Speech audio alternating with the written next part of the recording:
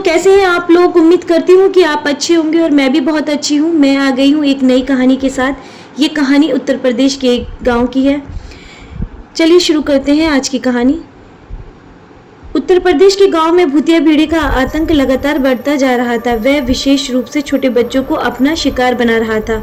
रात के अंधेरे में जब सब सो जाते वह किसी भी तरह से घर में घुस जाता और बच्चों को उठा के ले जाता था।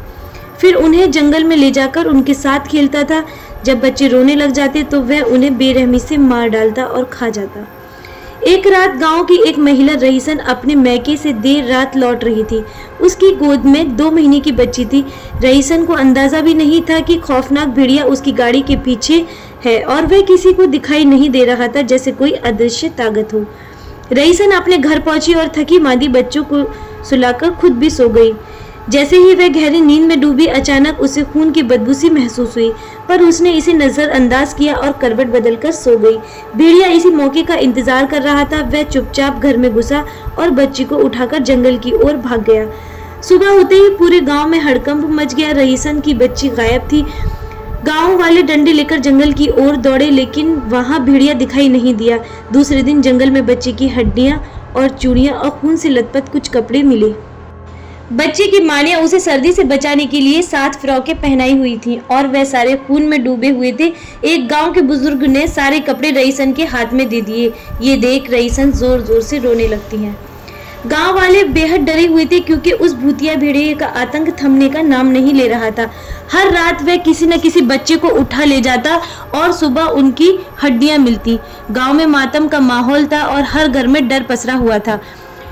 अभी तक किसी को नहीं पता था कि इस भेड़िए को कैसे रोका जाए। गांव के लोग बेहद परेशान थे और अपने बच्चों की हिफाजत के लिए हर रात जगते रहते थे। लेकिन भेड़िया हर बार नए तरीके से आता और गायब हो जाता। उसकी चालें इंसानों से कहीं अधिक समझदार थीं। ऐसा लगता था जैसे वह कोई साधारण भेड़िया नहीं बल्कि भूतिया भेड़िया हो। अगले कुछ दिन और भी कठिन थे, क्योंकि भेड़िए का कहर लगातार बढ़ता जा रहा था।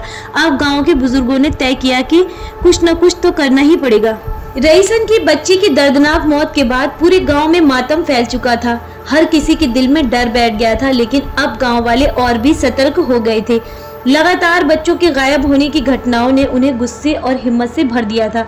उन्होंने फैसला किया कि अब वह इस भूतिया भेड़िए से लड़ेंगे, चाहे उनकी जान ही क्यों न चली जाए। गांव के मुखिया, जिन्हें लोग बेहद सम्मान देते थे, उन्होंने गांव के सभी लोगों को पंचायत में बुलाया। वहां उन्होंने कहा, हम अब और अपने बच्चों को नहीं खो सकते। ये भेड़िया साधारण नहीं है, लेकिन हमें एकजुट होकर इसका सामना करना ही होगा। अगर हम डर से बैठे रहेंगे तो ये हमारी नस्ल को खत्म कर देगा। हमें इसका आतंक खत्म करना होगा। गांव के बुजुर्गों ने तांत्रिक को बुलाने का सुझाव दिया, पर कुछ नौजवानों का मानना था कि यह भेड़िया किसी अंधेरे तंत्र का परिणाम नहीं, उसे फंसाने के लिए ताकत और चतुराई की जरूरत है। गांव के सभी साहसी युवकों ने खुद को इस लड़ाई के लिए तैयार किया। उनमें से रामवीर, जो गांव का सबसे बहादुर युवक था, उसने कहा, हम इसे जंगल में घेरेंगे। यह हर रात बच्चों को उठाने आता है, तो आज रात हम इसका इंतजार करेंगे। हम इसे तब तक नहीं छोड़ेंगे जब तक ये मर नहीं जाता। उसी रात गांव वाले तैयार हो गए। गांव के चारों ओर जाल बिछाया गया और जंगल की तरफ जाने वाले रास्तों पर बारीक निगरानी रखी गई। हर घर के बाहर पहरेदार खड़े थे और बच्चों को सुरक्षित स्थान पर छिपाए गए थे।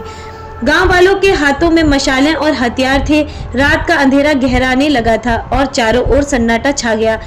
रात के दूसरे पहर अचानक एक अजीब सी गंध फैलने लगी। ये वही खून की बदबू थी जो रईसन ने भी महसूस की थी। गांव के लोग सतर्क हो गए और फिर पेड़ों के बीच हलचल हुई। दूर से सुनाई दी कि एक भयानक गरज, वह भेड़िया आ चुका था।